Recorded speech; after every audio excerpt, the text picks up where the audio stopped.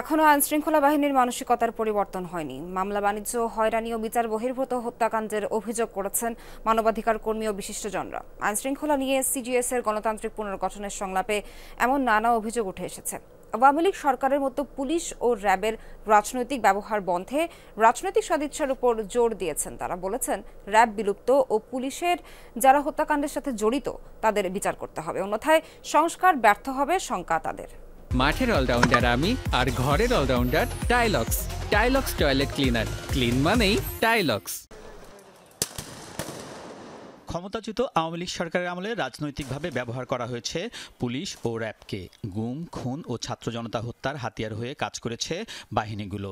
Police আসলে জনগণের বন্ধু তো নাই, বরং নট সো হার্শ একটা ওয়ার্ড যদি আমি ইউজ করি, জনগণের শত্রুর একটা পজিশনে পুলিশ চলে গেছে। আমি মনে করি অ্যাপোলজি সাফাইস করে না, এর পাশাপাশি জাস্টিসেরও প্রয়োজন আছে।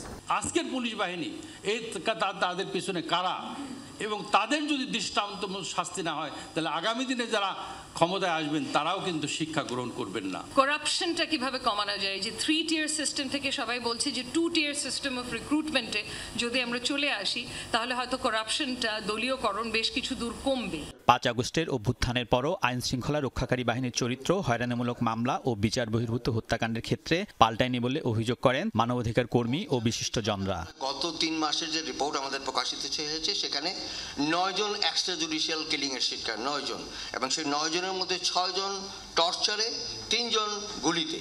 অর্থাৎ এই প্রবণতা কিন্তু থেমে থাকেনি। যে মামলাগুলি এখন হচ্ছে, প্রত্যেকটা মামলায় কিন্তু ব্যাপক সংখ্যক আসামি দেওয়া হচ্ছে, নিরীহ লোকদের আসামি দেওয়া হচ্ছে। এই মামলাগুলি থেকে বর্তমানে ল এনফোর্সিং এজেন্সি, পুলিশের থানাতে ব্যাপক বাণিজ্যের অভিযোগ আমরা পাচ্ছি। যারা যখন ক্ষমতায় থাকে তারা সবকিছু নিয়ন্ত্রণ করতে চায়। পুলিশ নিয়ন্ত্রণ করতে চায়, প্রশাসন নিয়ন্ত্রণ করতে চায়, সচিবালয় নিয়ন্ত্রণ করতে চায়। গত 4 মাসে যে মামলাগুলো হয়েছে, পুলিশ করেছে অথবা পুলিশকে দিয়ে করানো হয়েছে, সেখানে কি মানবাধিকার লঙ্ঘনের ঘটনা ঘটেনি? বাংলাদেশের এই সকল পরিস্থিতির সাথে শুধু পুলিশ জড়িত থাকে না, অন্যান্য যে সকল বাহিনীর কথা উল্লেখ করলাম তারাও জড়িত থাকে। বর্তমানে যদি আমরা মাঠ পর্যায়ে দেখি, তাহলে সেখানে সেনাবাহিনী ম্যাজিস্ট্রেসি পাওয়ার নিয়ে তারা মাঠ পর্যায়ে কাজ করছে।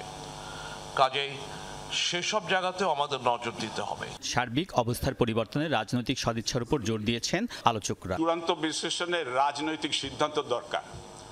আমি এখন আওয়ামী লীগের সময় আইজি, তো আমার যদি কাজ হয় যে বিএনপির লোকদেরই ফলো করতে হবে, শ্যাডো করতে হবে, এবং এদেশে ভালো পুলিশ অফিসার কে হবে যে অপোজিশনের মিটিংটা ভেঙে দিতে পারবে, যে অপোজিশনের পরে শ্যাডো করবে। তো এগুলো তো পলিটিক্যাল ডিসিশন, আপনাকে এটা ঠিক করতে হবে। রাজনৈতিক দলগুলোর মধ্যে কি লিডারশিপ নির্বাচন থেকে শুরু করে তাদের সিদ্ধান্ত গ্রহণ কিংবা অন্যান্য কর্মকাণ্ডে কি গণতান্ত্রিক চিন্তা চেতনার কোনো প্রতিফলন দেখা যায়? তাহলে রাজনৈতিক দলগুলো যদি গণতান্ত্রিক না হয়, রাষ্ট্র কিভাবে গণতান্ত্রিক হবে? আমার রাষ্ট্রের রাজনৈতিক দল তার নেতাকর্মী কিন্তু প্রজা মনে করে, কর্মচারী মনে করে, চাকর বাকর মনে করে। কোনো ব্যক্তি তার নেতার সামনে সমালোচনা করে না, কথা বলে না, ক্রিটিক্যাল ওপিনিয়ন দেয় না। কোনো লাভ হবে না যদি রাজনীতিবিদ ভালো না হয়। এই যে পল্টু, ইয়াবাবদি, বিচ্ছু শামসু, মমতাজ, এইটা ওইটা যারা দাঁড়িয়েছে পার্লামেন্টে, when you have these people in the parliament, what do you expect? আমাদেরকে আপনারা আর স্বৈরাচার হতে দিয়েন না। ক্ষমতায় যে রাজনৈতিক দল থাকেন এবং সেই রাজনৈতিক দলের আবার যিনি এককভাবে প্রধান নেতায় পরিণত হন, সেই সমস্ত ক্ষেত্রে রাজনৈতিক সংস্কৃতির পরিবর্তনটা না আসলে কতটা প্রভাব বিস্তার করবে, আমরা এই বিষয়গুলিতে সজাগ, এবং সজাগ বলেই কিন্তু এই আন্দোলনের 2 বছর আগে আমরা রাষ্ট্র মেরামতের কথা বলেছি। রাজনৈতিক দল যদি এটাকে সমর্থন না করে, সম্পূর্ণ এবং সার্বিকভাবে এটাকে বাস্তবায়ন না করে, তাহলে কোনো ফল হবে না। সংলাপে আইন শৃঙ্খলা রক্ষাকারী বাহিনীর কাজের সমন্বয়ে জাতীয় নিরাপত্তা কাউন্সিল গঠনের সুপারিশও করেছেন বিশিষ্টজনরা। আলমগীর স্বপন, যমুনা নিউজ, ঢাকা।